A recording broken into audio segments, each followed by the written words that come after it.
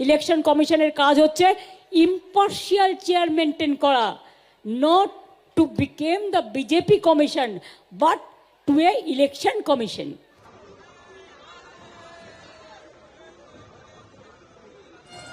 इससे पहले एसआईआर के बारे में ये दिन देखना नहीं पड़ा था। ये सिस्टम की गड़बड़ी है। ममता बनर्जी ने साफ साफ बोल दिया कि यहाँ बिहार जैसा खेला नहीं चलेगा। वो तो बहुत कुछ कह रही थी कि हम यहाँ एसआईआर नहीं होने देगा, लेकिन फिर एसआईआर हुआ और एसआईआर होगा। नमस्कार, मैं आरके जायसवाल और आप देख रहे हैं जनमत की पुकार। मौजूद हैं भाजपा बंगाली प्रकोष्ठ के सह संयोजक अरुण मुखर्जी जी के साथ, इनके कार्यालय में मौजूद हैं। आपको बता दें कि ये अरुण मुखर्जी जी जहां वीर सावरकर जी को जहां काला पानी की सज़ा दी गई थी, जिस सेलुलर जेल में उनको रखा गया था, जिसको कांग्रेस के लोग तरह तरह की बातें करते हैं, उनको माफ़ी मांगने वाले वीर बताते हैं, उनका दर्शन करने गए थे अरुण मुखर्जी जी। वहां से दर्शन करके आए हैं और मैं इनसे बातचीत करने के लिए आया हूँ। आप दर्शन करने गए थे, उस जेल में भी गए थे? बिल्कुल, क्योंकि वीर सावरकर जी जैसा वीर, महावीर कोई आज तक जन्मा ही नहीं। कुछ लोग उनको माफ़ी वीर के नाम से कहते हैं, लेकिन उनको ये नहीं मालूम कि किस तरह से वहाँ कोलुओं की तरह लोगों से तेल पिरोया जाता था। 3000 से ज़्यादा क्रांतिकारी और स्वतंत्रता संग्राम सेनानी जिनका आज बेनामी है, सिर्फ एक तथाकथित पार्टी के कारण, जिस पार्टी ने उनको कभी इज्जत नहीं दी, उन्होंने कभी क्रांतिकारी स्वतंत्रता संग्राम सेनानियों को इज्जत नहीं दी और उनको बेनामी रखा, उसको तो आदरणीय मोदी जी, हमारे प्रधानमंत्री जी ने पहली बार सम्मान देने का प्रयास किया। सन 1943 में नेताजी सुभाष चंद्र बोस को वहाँ पे विजय मिली थी। उस अंडमान निकोबार से मैं होके आया हूँ, जहाँ के देश के स्वतंत्र भारत के पहले प्रधानमंत्री नेताजी सुभाष चंद्र बोस थे, जो वहाँ पे हुए थे। एसआईआर को लेकर पॉलिटिक्स शुरू हो गई है। ममता बनर्जी ने साफ साफ बोल दिया कि यहाँ बिहार जैसा खेला नहीं चलेगा। वो एक्चुअली क्या है कि वो तो बहुत कुछ कह रही थी कि हम यहाँ एसआईआर नहीं होने देगा, लेकिन फिर एसआईआर हुआ और एसआईआर होगा, क्योंकि इस देश में जो विदेशी रह रहे हैं उनको इस देश को छोड़ के भागना पड़ेगा। और आप देख रहे हैं सबसे ज़्यादा पश्चिम बंगाल में ही भाग रहे हैं, क्योंकि 2 करोड़ से ज़्यादा लोगों को इन्होंने बसाया हुआ था, बांग्लादेशी मुस्लिमों को, जो बांग्लादेशी मुसलमानों के कारण, रोहिंग्याओं के कारण वहाँ के लोगों की जो वोट बैंक इनका था, उस वोट बैंक को एक वोट बैंक पे चोट पहुँच रही है। तो इसलिए ये कुछ भी कर सकते हैं। आपने देखा होगा कि आज तक किसी भी सरकार ने पश्चिम बंगाल माटी अब मानुष के नाम से आई थी, पर ना माँ की इज्जत बची, ना माटी बचा और ना मानुष बचेगा। तो आज वहाँ की जनता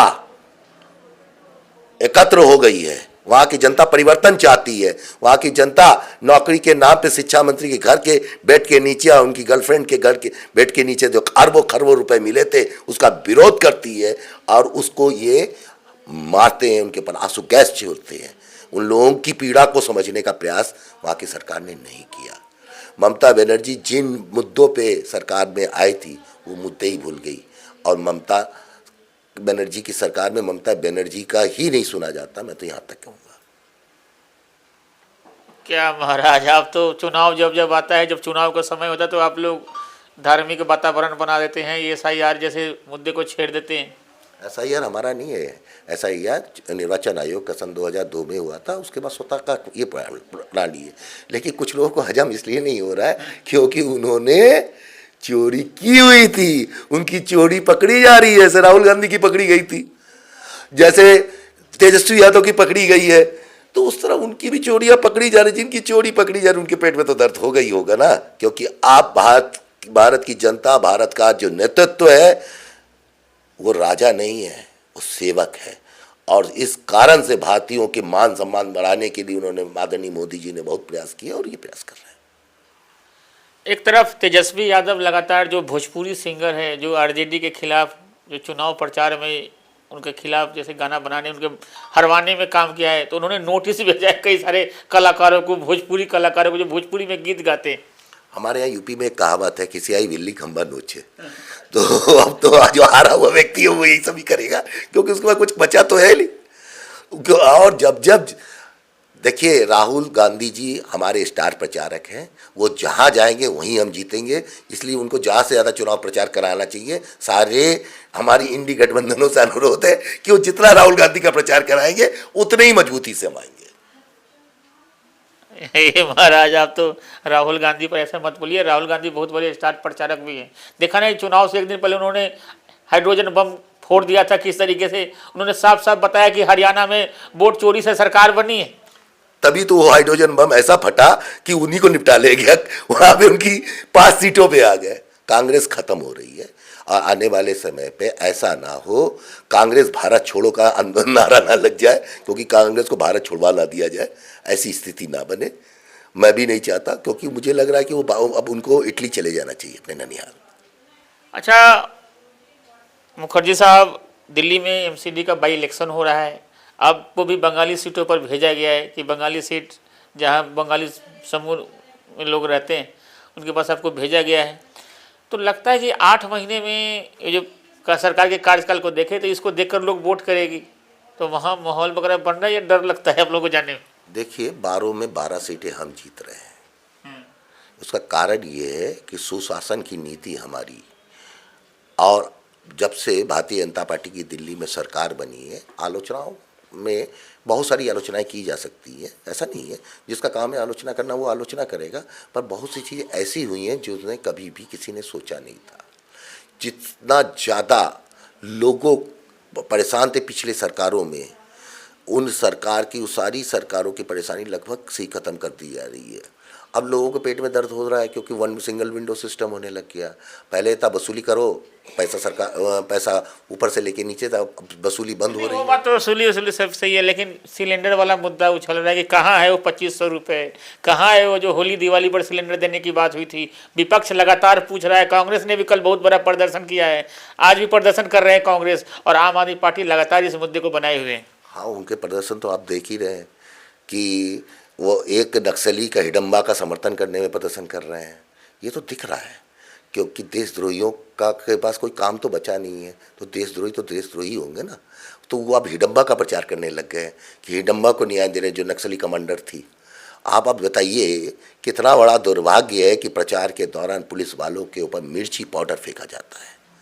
आज तक के इतिहास में आप पत्रकार हैं, आप बिहार से जुड़े हुए हैं, और सबसे ज़्यादा आंदोलन बिहार से होता है, बंगाल से होता है। क्या वहाँ पे कभी भी किसी भी पुलिस वाले को मिर्ची पाउडर छोड़ा गया था? आपने भी देखा होगा कितने संगठन, जेपी नारायण जैसे लोग, नारायण जैसे लोग वहाँ जन्मे हैं। वहाँ से लेके यहाँ तक बिहार से बड़ा आंदोलन दिल्ली में कभी नहीं हुआ। क्या बिहार में भी कभी पुलिस के ऊपर इस तरह के मिर्ची पाउडर छोड़ने के आतंकवादी गतिविधियों वाले काम किए गए? नहीं किए गए। यह आतंकवाद है। यह नक्सलवाद के नाम पे R1 नक्सली किस तरह से बाहर निकल रहे हैं, क्योंकि वो अब उनको लग रहा है कि ये ऐसा ना हो, पूरे माहौल देश का एक और हो रहा है, तो कभी भाषावाद के नाम से लड़ना, कभी नक्सलवाद के नाम से लड़ना, कभी किसी के नाम से करना, कुछ नहीं कर पाएंगे। ये देश अब एक हो चुका है और इन तथाकथित R1 नक्सलियों को दौड़ा दौड़ा के देश से भगाया जाएगा। अच्छा मुखर्जी साहब, एक बात तो है, अब पूर्वांचल बिहार का नाम लिया, चुनाव के दौरान मोदी जी भी गए, वहाँ गमछा लहराया। अब दिल्ली के चुनाव में भी जा रहा हूँ तो हर जगह गमछा लहरा रहे हैं लोग। तो बताओ पूर्वांचलियों को खुश करने का एक तरीका है कि गमछा लहराई दिए और खुश। आप तो जानते हैं पूर्वांचलियों के लिए भारतीय जनता पार्टी के अलावा किसी पार्टी ने कुछ नहीं किया। लोगों ने लॉलीपॉप दी पर कुछ किया नहीं। हम पूर्वांचलियों को वसाने के लिए उनके उसमें जो जिस वर्ग का है उस वर्ग का डेवलपमेंट करने के लिए, हाँ मैं कहता हूँ, मैं नहीं चाहता कि कोई पूर्वांचली भाई झुकी झोपड़ी में रहे।